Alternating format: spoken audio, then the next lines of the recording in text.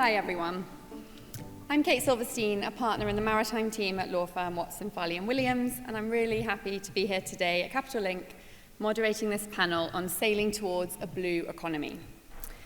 The World Bank defines the blue economy as the sustainable use of ocean resources to benefit economies, livelihoods, and ocean ecosystem health.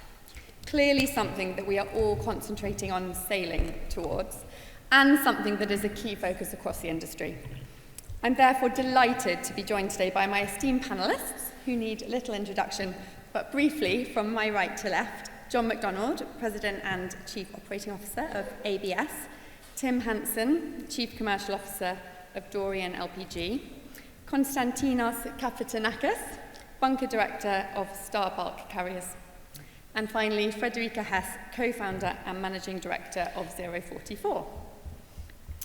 There is, of course, a lot to cover today in a relatively short time, but we will focus on regulatory changes, including EU ETS, Fuel EU Maritime, and other upcoming changes, as well as investing in new fuels and technologies, the fuel supply landscape, and discussing challenges and opportunities we all face in driving towards this end goal.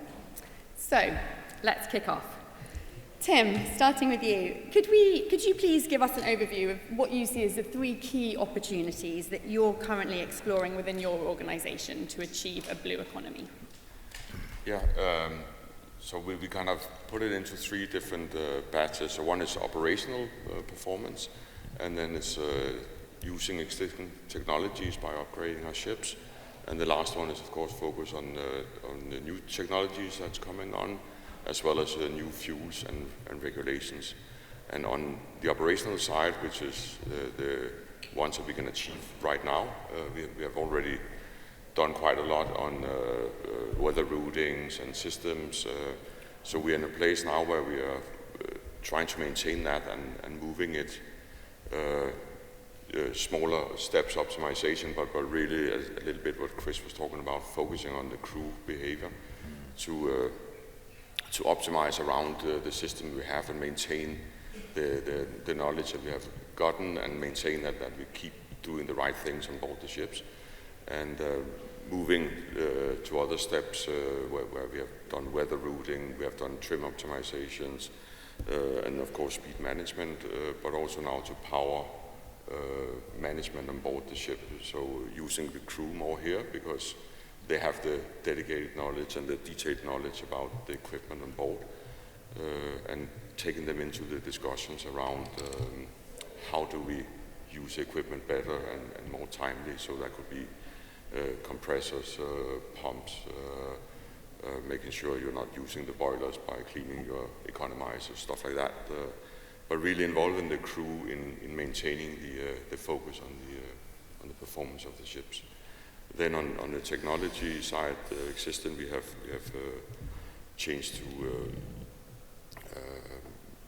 we have put on Mewis ducts and boss cap fins, and we're focusing a lot on paints now, working with different paint suppliers for the silicone paint, and also again that is all saving fuel. But another thing is also focusing on the environment. So we are focusing on clean paints without biocides to see how well they work and test them together with the paint suppliers, and also to see if we can have fuels lasting longer, paints lasting longer, also for like storage, intermediate storages and so on, not to have fuel fouling growth. So these things are the ones that we focus on these technologies. And then a lot of the new technologies we focus on naturally the fuels. We have LPG fuel. We're lucky to be able to sail on LPG fuel, at least on new building ships. So getting to know that system, but also focusing on ammonia fuels and learning what the next fuels are coming. But they're all kind of interlinked with the regulations. So we are monitoring the regulations closely to find out which fuel to focus on and what the pros and cons are with the changes of regulations. Thank you. I mean, clearly from your answer, there's so much to consider, and I think that's a really interesting start. And Constantinos, can I ask you the sort of same question? What opportunities are you focusing on? Sure, thank you. Although I think Tim took all the lines of the Sorry. panel, so thank you for that. No, obviously, we focus very much on improving the energy efficiency of our fleet. That's a given for all ship-owning companies. Along with that, to increase the R&D on which we focus intensely, and thus reduce our carbon footprint. At the same time, we too explore alternative technologies. There are quite a few out there, some still on an infantile stage, but surely they will progress. And I think supremely is the point of collaboration and entering into partnerships with various associations, with various parties. We're all in this together, and I think the sooner we all realize that, the better it will be for proceeding swiftly towards the right pace of decarbonization. At the same time, as Mr. Friederike touched upon earlier, safety and training is supreme. So I agree with him. The essence is to also focus on our people, both on board, supremely, obviously, and ashore, in order to familiarize themselves, in order to not only save, but optimize operations in any given way. I will not touch on regulations, etc., because I'm sure we'll do that. Thank you. Thank you, and I think that's such a fascinating overview of sort of the things that everyone has to think about today. But moving on to everyone's favourite topic, regulation. Clearly, regulation is key to achieving a blue economy. Friederike, how do you see EU ETS and Fuel EU Maritime impacting the industry? And then if you could sort of separately answer what you think the key opportunities, but also key challenges that these regulations present, please. Yeah, so we are now almost done with the first year of EU ETS, not yet. When we look at what our customers are doing currently, we can say it's primarily currently an accounting challenge, I would say. It's about measuring your emissions and then trying to pass on the ETS costs through the value chain. So it's about getting the data right, finding internal processes on handling all this invoicing, and now we're approaching the first annual close with EUAs on accounts that have to be somehow valued and so on. So these are actually topics our customers are struggling with, and the typical energy efficiency measures that are already in place are obviously helping to decrease the ETS burden, but it doesn't go away, right? So you have to handle it. And we also think that that's one of the main challenges, because the internal processes and teams are not yet there. We're now almost there that all the charter agreements have been fixed, but even not that has been done yet. So overall, an accounting challenge currently. I think it might change in the future. We are now in the 40% year. Come January, it will be 70% EU ETS cost. And the price this year has been relatively stable, around 65, 70 euros per ton of CO2. Should that increase significantly, I'm sure there will be more of an impact on the technology teams to actually further improve the energy efficiency. Now, Fuel EU is a completely different animal. It's requiring shipping companies to bunker alternative fuels, because the fossil fuel mix will not make it possible to not pay a penalty next year, let me put it that way. But there are so many flexibility mechanisms in this regulation where you can partner with others that have green fuels, and you don't necessarily have to bunker green fuels, and then together you can make it work.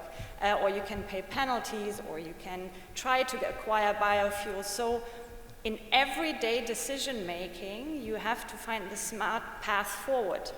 And not only is that true for the long-term strategic decision-making, where you would then consider retrofits, rethink your new build strategy.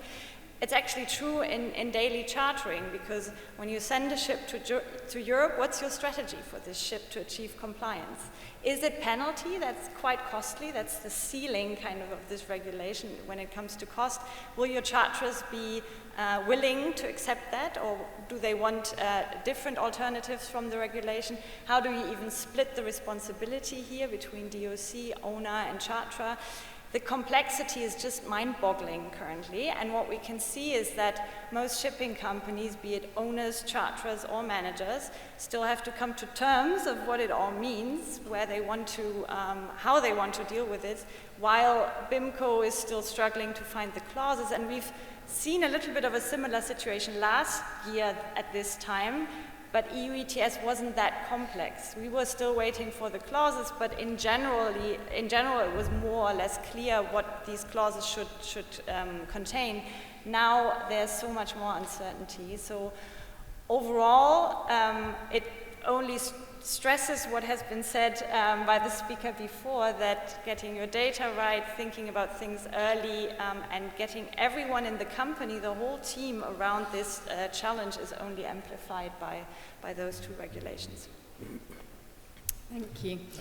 And I think it'd be interesting to hear from Constantinos and Tim as well, how you've been affected by these new regulations and the measures you're implementing to ensure compliance. Well, yes, we thought that EU ETS was a puzzle until we met Fuel EU. So that changed our minds altogether. So we're very happy to make their acquaintance. We still do, and try to cope with it. Well, there are, as Friederike mentioned, various ways to cope with these new regulations. First of all, comprehension has passed. Yes, indeed, we do comprehend them. We now sit and discuss extensively as to whether penalties or compliance makes more sense, financially speaking. And once you solve this puzzle, you then go on to arrange your trading schedule, your trading strategy, and then you sit and discuss with your counterparties, your charterers. Having said that, these regulations have a catch. The biggest catch is the alternative fuels availability. Those fuels which will be able to reduce emissions are not endless, and we in shipping are not the only ones after them. We do compete significantly with other industries, much more big and hard to abate than shipping. So we need to take this into consideration, and this is where cooperation and partnerships come into play. You need to make sure that biofuels, for example, which are acceptable and provided they are properly certified, are there. And by there I mean where. And this is where the trading strategy comes into play. Moreover, LNG, moreover, possibly carbon capture going forward. So all these elements of compliance and all these elements of following the lead being various parties, the IMO, and for the moment, the regulation we're speaking of, the EU. So we have a divergence of regulations, we have a divergence of pace, and what we're looking for, hopefully, is uniformity, and secondly, but equally importantly, the enforceability of such regulations. So to cut the long story short, each ship-owning company which respects itself, the environment, its owners and its clients, at the end of the day needs to find the best way first to comply, because this is what shipping wants. We want clear regulations, how to comply, and second, to see whether there is indeed room for significantly reducing the emissions within the time frame we have to.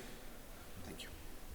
Thank you. And Tim, do you have anything to add to that? From your no, I think standpoint? that covers it pretty well. I think it's a lot of operational, commercial challenge when what to go with, whether just to pay the penalties or whether you can actually get the fuel in time. I think once it gets going, like the EU ETS and before that the 0.5 emission, it's kind of sorted itself out over time, and once you solve the financial, where to put what in which boxes, it will sort itself out, and then we will take the decision at the time. I mean, you can hope that the regulations came out a little bit earlier, so we had more time to prepare.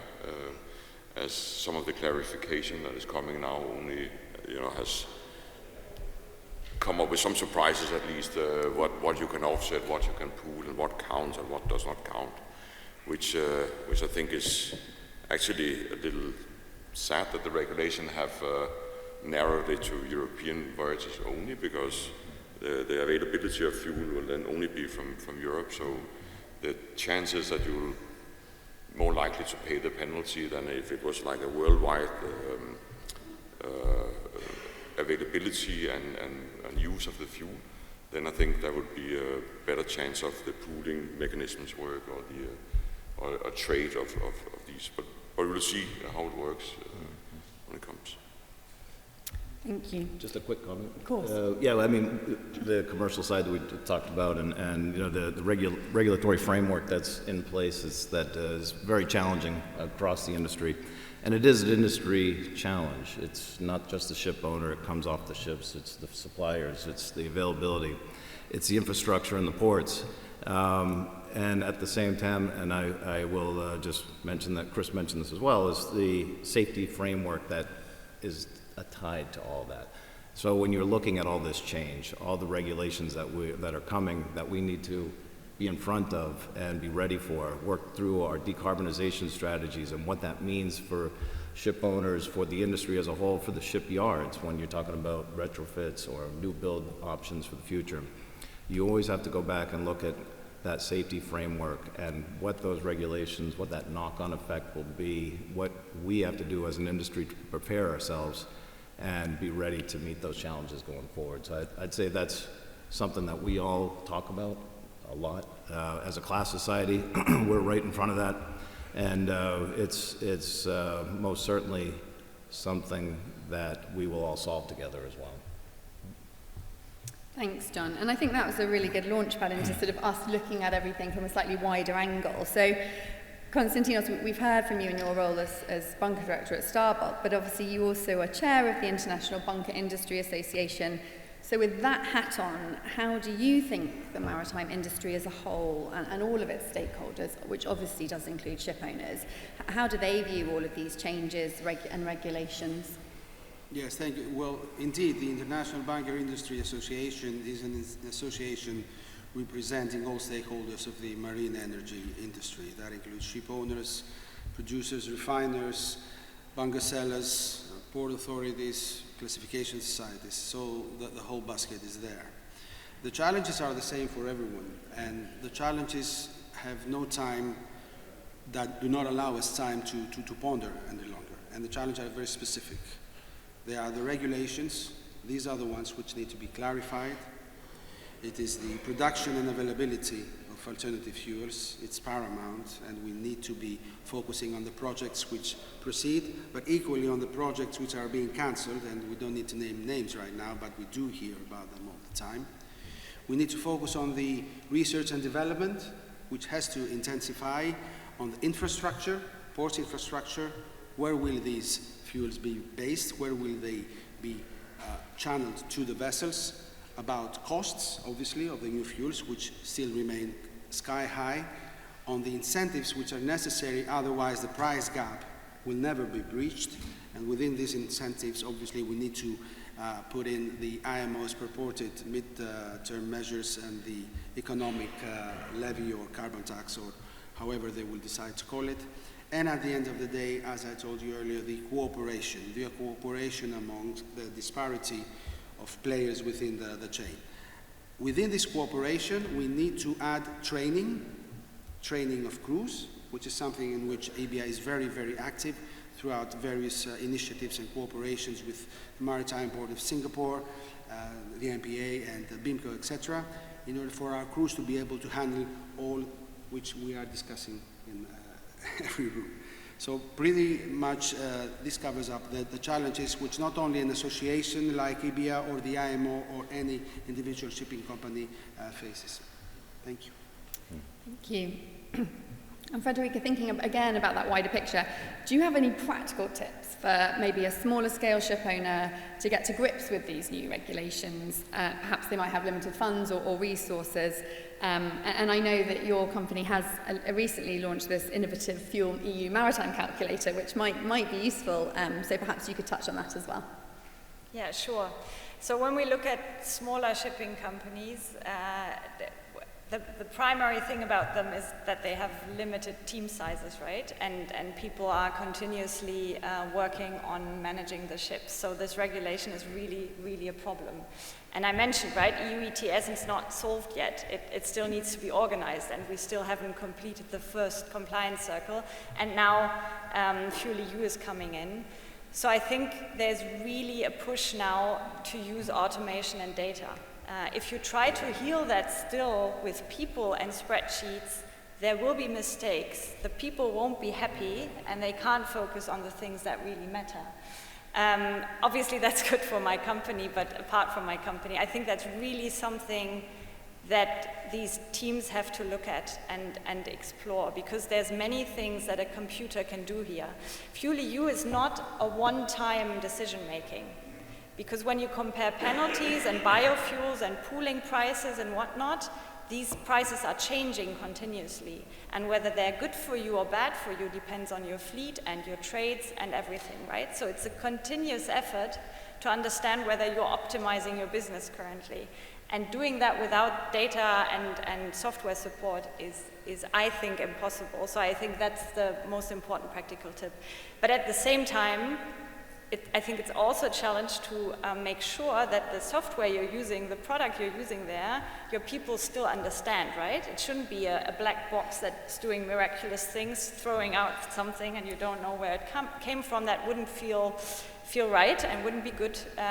So I think it's also important to try and break down the complexity of the regulation, and maybe sometimes take a strong one-time decision and say, hey, for this year at least we will go there, and not do the full complexity all the time. And I think these are also valid strategies, and that's why we developed our Fuel EU calculator on our website. It takes lots of assumptions. It's a simplified calculation, but you can actually find out the ballpark of a potential penalty for your fleet depending on the fuel mix you use and the MRV share of your trading route. So that's one example of also trying to simplify things and lock in certain aspects to kind of reduce the complexity a little bit. Sounds very useful. And actually, because we've sort of touched on digitization, and obviously we heard from Chris earlier on that, John, I'm going to ask you now, in terms of the AI angle, we obviously hear about this a lot in the media. It's a really hot topic. What are your thoughts on how AI can be leveraged to improve shipping operations and the broader blue economy? How do you just see this developing as well? Yeah, well, that's a really good question. And AI is really into everything that we're doing today. I'll follow my chairman's lead on basically talking about the digital framework and the digital strategy that companies are looking at today, even class societies, the industry as a whole, and using the power of AI, using the power of the sensor technology that's coming off the vessels, and using that data, that structured data that is coming off vessels today by these low-level satellites like Starlink, for example, where it's actually changing the way that we use information coming off the vessels today, where we're sitting with real-time data that is now structured, that we can then take and satisfy potentially the conditions of class when you're looking at kind of real-time class monitoring of the vessel's condition. And then also moving forward to predictive analytics, potentially, and looking at that, the overall maintenance of the vessel, using the power of the information coming off the vessels and using AI to basically drive solutions. So it goes across basically the whole operations that we have today to drive your decarbonization strategy, to get you a lot smarter about how that vessel's operating. It's also driving, we talked about voyage optimization. Most certainly AI is involved in that with all the data points that are coming off of from wind, wave, the operational characteristics of a vessel. And that can drive the value of lowering your fuel cost and by that driving your overall emissions down. So AI is just so powerful, and it's into everything that we are actually doing today. The potential is obviously huge. It's fascinating. Just to add, I totally agree. I think the starting point is for all of us within the shipping company to understand how AI functions, and for us to understand that, we need to understand what AI offers. It offers the absolute wealth of information, to know exactly at any given moment what every ship is doing, why, when, where, and how can this change if it is changing. So yes, indeed, voyage optimization, speed, even the sequence and necessity of maintenance, or of when you need to change something, when you need to intensify something, when you need not to intensify something because there's a surplus of energy being spent without any reason. But it needs to become user-friendly. It's excellent that we have many companies specializing in AI, but it's equally important for individuals in specific departments, starting from reporting departments. For example, in Starbucks, we have a specific dedicated department on AI, on our MRV reporting. It all starts from there. Right. You must not look at it as something which is so exotic that you will never understand. If one continues to look at AI this way, then it's a lost game. I mean, a delaying game, and there is no time to lose. So I only want to echo what you said, John. Yeah, good. The other thing I would add to that, and I just picked up on something you mentioned, is when you're looking at that data coming off and using that and having structured data, I mentioned that, but also having some kind of data standard. So when you have all these data streams coming off from sensor technology, we've actually been approached a few times about how do you structure that data, how do you kind of benchmark that and have some kind of rule around that as far as what that data looks like. How do you basically go out to market so that you can use it across not just one vessel, but fleets or industries? And so that's something that probably, and as we go forward with AI, to make it as robust as it needs to be, that framework really needs to be in place. Yeah, absolutely. And I think it's really important that we are aware that the data quality is also, because bad words, shit in, shit out, right? So it's really imperative that shipping companies work on their data collection from the ships and the quality of that, because that's the basis for everything we're discussing. It's worthless. Yeah. It's very interesting you say that, because that validation and the quality of that data coming off is something that we're actually looking at today, as far as how do we get ourselves involved as a third party class society, looking at that, whether it's on the vessel or as it comes off the vessel and how you're using it. That's an opportunity that we all need to really start looking at to drive value. Thank you. I think moving on now to sort of alternative fuels, and John, I'm going to ask you again actually, but another angle I'd like to explore is carbon capture and storage. It's a really interesting development.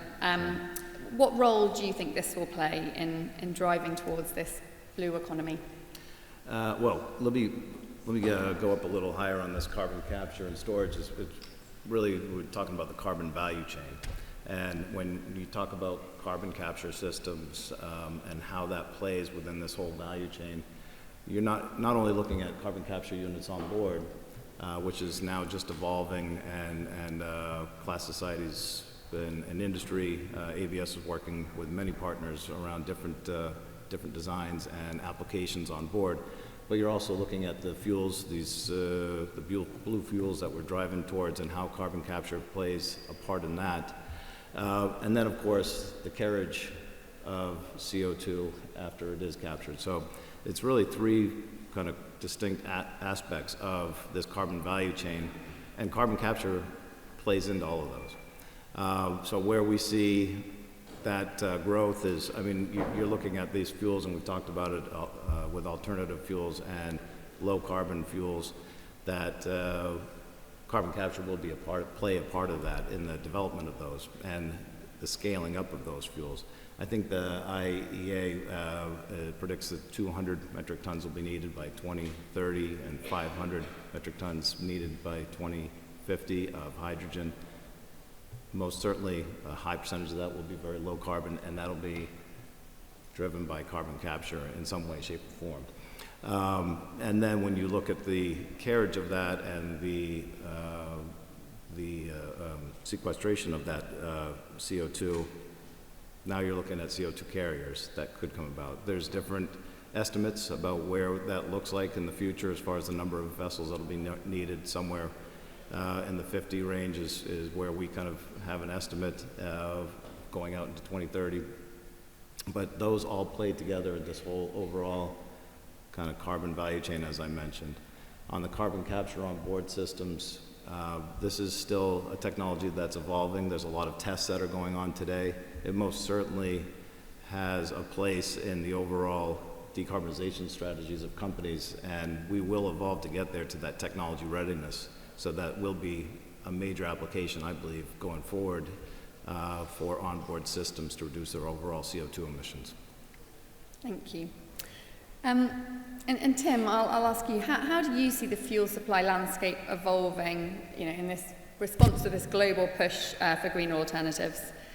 What challenges are you facing in ensuring a stable and sustainable fuel supply? Well, the challenges is, as was mentioned before, is the volumes of these fuels and the availability of these fuels. So it's kind of a catch-22 that you don't want to invest in an engine for a specific fuel before you kind of at least have a good feeling that the fuel is going to be ready, available, and especially in tramp shipping, that is available in multiple places, not only in a few hubs. So we see these development probably coming first in what is called the green corridors and on liner trades, and then the volume will grow, I think, of these fuels, and that will enable smaller ships and tramp ships to move into that space as well. And it's a bit the same with the carbon capture. Where do you get rid of it again once you capture it? And so this is also a challenge in that respect. And that's kind of what we are waiting for to see which way to go, because there's also most of the fuel has a quite high initial investment cost, and you want to get that one right before you venture into that space. So it's a little bit waiting game still, I think, to see which way to go, unfortunately. No, thank you. And Constantinos, can I ask you that question as well, but also focusing on how, this fuel supply landscape obviously has to evolve. How's that going to happen? Which has to evolve, sorry? Sorry, just on the challenges you're facing in ensuring your sustainable fuel supply first. I think that every stage concerning new fuels poses as a challenge. New fuels need to be producible, they need to be safe, they need to produce enough energy to replace fossil fuels, they need to be transportable, they need to be storable, they need to be cheap. Each stage is its own challenge. So we, both at Starbuck and IBIA, we focus on all stages. There's no way around it. The issue of availability is one thing, the major. The second one is cost. How much will they cost? Together with these new fuels challenges, we also have the alternative technology challenges. John mentioned carbon capture. It's, in my opinion as well, it's immensely important. Some do downplay the potential, probably because indeed it is in an infantile stage as yet and extremely expensive, but this will not always be the case. That's right. Not always will be the case. So we are believers in that, and we focus very much on the research and development of that. But as far as challenges are concerned, everything starts with regulations. So we look at three major pillars which are still to be finalized. The one is, as we said earlier, the two measures, the global fuel standard, which we all eagerly anticipate. The second goes hand in hand, and it is the economic measure. The stick, which inevitably the shipping community needs. And of course the third, and encapsulating all the previous one, is the determination of the life cycle analysis. So once the IMO, and the IMO will get there, I'm a very strong believer of the IMO. We have a consultative status as IBIA in the IMO for the last 20 years, is that when they will finalize the well-to-wake life cycle analysis, I think that everything will become more clear. Not more easy, possibly not, quite the contrary, but they will become more clear, and roadmaps will be able to develop at least with a bigger degree of certainty.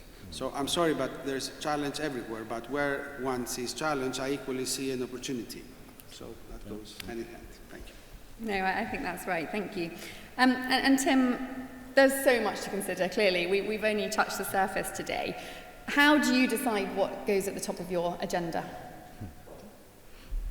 I think first of all, then what we can do today is what we kind of put first, because that's a money saving here now, and that is living up to the regulations.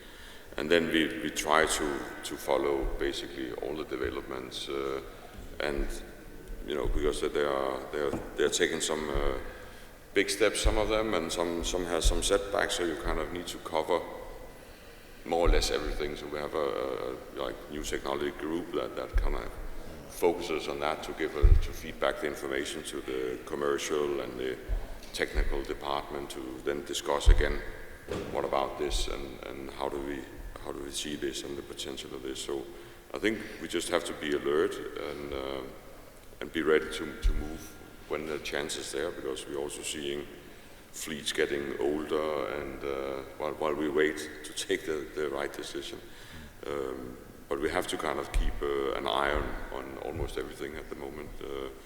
But while we do that, we can still focus on just the basic, as I said, the crew training, the whatever is there right in front of us of technologies, and what is the next step. You can say what is in big talk now, which last week in Hamburg was like the sales, technologies that is kind of developed, but still becoming better, but that you can implement quite quickly.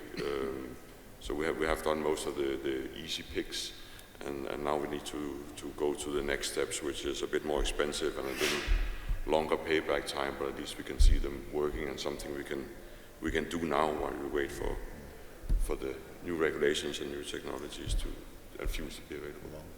Thank you. I think just to finish off, I'm going to ask you all the same question. There's a lot of discussion on the need for collaboration to achieve this true blue economy, and we've touched on that. How do you hope collaboration will work to effectively achieve this, and do you have any real-life examples of such collaboration? Friederike, I'll ask you first. I mean, for me, naturally, the answer will be data exchange. I hope that the industry players will in the future be more open to share data and to jointly learn from data. I think it's still the case that data is perceived as something very proprietary, and you don't want to give too many insights into your business, and I think there's a lot of value to that.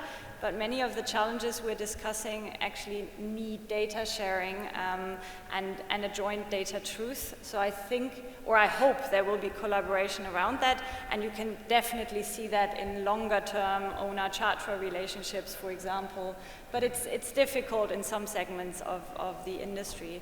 So I hope there's collaboration there. And then there's other parts that have been mentioned today where, for example, ports and ships need to collaborate. So one thing that FuelEU, for example, is pushing, and I think it's a good idea, is onshore power supply, right? But you need the port to be able to provide that, and then someone needs to invest in the ship, retrofit the power plug, so to say.